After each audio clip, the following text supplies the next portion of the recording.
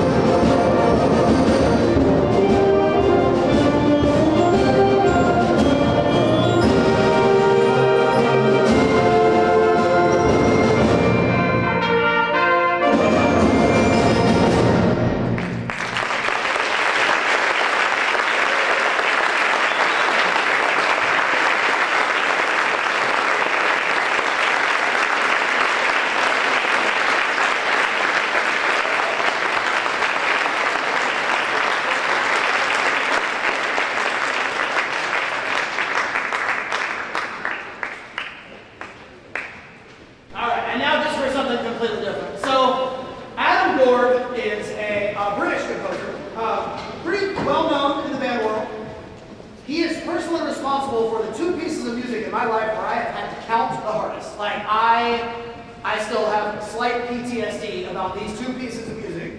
Most of the music that he writes is just wildly difficult, college and professional level. So when we mere mortals heard that we were getting an Dagobert piece, I was like, oh, this is going to be awesome. What is it? A little tango music. I'm sorry, what? Because I mean, most of everything else that he writes is like James Bond meets, I don't even know, it's crazy. So when he told us that we were just going to get this random little tango piece, I don't know what to make of it, but I've played it several times with this group, and each time they really liked it. So please enjoy for our final selection for the night. This is Adam Gorb's A Little Tango music. This is again sort of in 3 sections, but it won't be as broken. So please enjoy Adam Gorb's A Little Tango. Oh, I should also, before we play all this song, I should say a few things about these fine students in front of me. So we meet every day at 7:30 a.m. I don't know if you have seen them, probably at 7:05 a.m., but they're not much better, I imagine, maybe. Right, at 7:30 they come in, they're kind of like, you know, bleary-eyed and maybe clutching one of those energy drinks just a little too tight.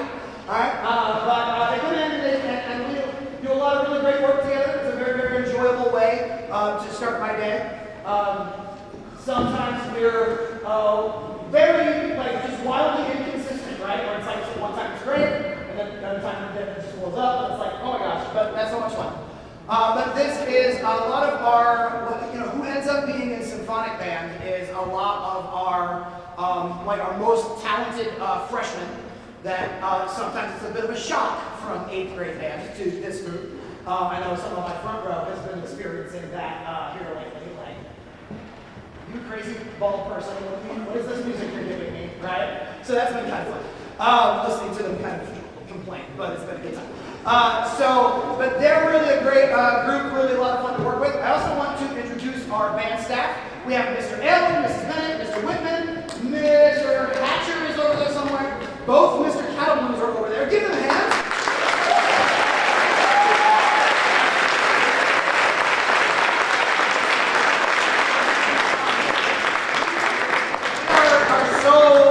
Very, very blessed here at Miamisburg to have an extremely supportive administration and central office administration, building administration. Trust me, again, I have taught in other districts. I said this every concert. I have taught in other districts. It is not like this everywhere. Trust me, I have been yelled at, screamed at, and it's nothing like it is here. So we have one of our assistant principals, Mrs. Summer Mastroianni is here. So give her a hand.